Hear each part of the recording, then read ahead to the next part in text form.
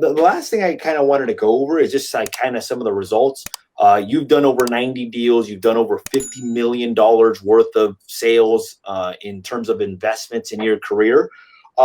Where would you say most of your deals come from? Do they come like from one area? Do they come from real estate agents? What would you say, and what advice would you give to somebody as it relates if they're trying to maybe find their first deal or their second deal or their stuff? Yeah. So that's $1 million question. You know, one of many that I get all the time, which is, hey, how do you get all your deals? And there's no silver bullet. I mean, there's a mixed bag. We got our last deal from a wholesaler, the one before that from Instagram, the one before that pocket listing, the one before that MLS.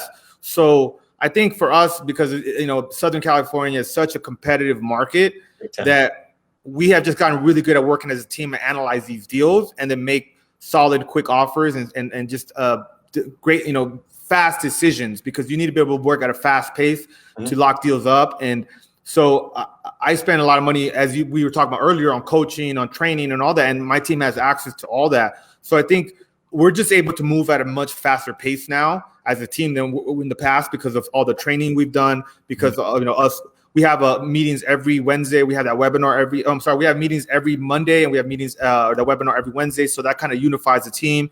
Also, it helps awareness, and we just got a deal from you know, the webinar as well. So, but if I were going to recommend someone starting out, it would be more like, hey, master 1 or 2 acquisitions channels that match your skills and current resources. So if you don't have much, and maybe you just get a list of people and start cold calling, and then maybe you can go on Drive for dollars and you know, get some lists of custom lists of properties that are distressed in your area, and then send, you know, strategic postcards to them.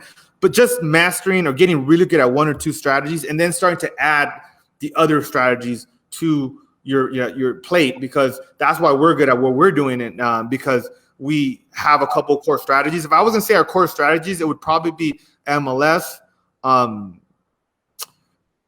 cold calling, and then the combination of like networking / social media and all that. So it'll probably be the more, you know, 80% of the way we get deals. But then we still, again, like I said, we still get deals from wholesalers in other areas as well. So the MLS is basically like building relationships with real estate agents, basically, right? That's that. Well, yes and no, but I'll also add is what a lot of new investors don't understand is that, you know, most markets, and I don't mean like small markets, but like most markets, it's such a huge territory. It's in my experience working for that second investor that were doing volume, they couldn't buy every deal. So how can, you know, no one investor can buy every single deal from the MLS. Sure, there's more competition. Sure, it's more active, but there's opportunities such as mispricing. So like if an agent from one part of town gets a listing in a completely different part of other town, they want to get that listing sold. They don't want to be there like taking, you know, a bunch of offers, taking a long escrow. It's a fixer. They're used to selling nicer properties. This is a fixer upper in the hood.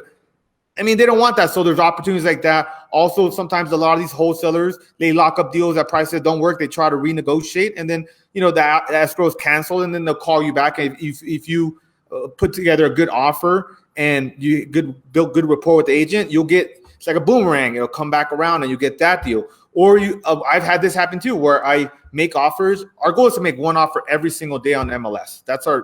Sometimes we do that, sometimes we don't, but we average about that, because that gets us about a deal a month on the MLS, still to this day. And then after we're making offers, we found that people will call us back like a month or two later, or agents will call us back a month or two later on an unrelated deal. They liked our offer. They just went with someone else, but then they still had us as an investor in their database, and then we got deals that way. So don't ever discount MLS in your market.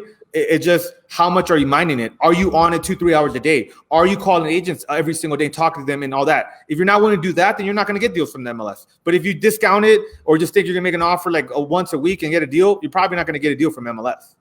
Yeah. Even me, like as an agent, like if you're a real estate agent, you can talk to other agents and say, hey, look, I'm a cash buyer. If you ever have anything that's a fixture, or if you ever have anything that maybe falls out of escrow that needs a quick closing cash, let me know. I received a call like that, Alex, last March, in the middle of the pandemic, bro. It was like right in the middle. And they basically told me like, hey, look, this property just fell out of escrow. You can get it at this price. It was like literally the world was falling apart. But at the price that they were offering it to me, I knew I couldn't lose any money. So I basically bought the house.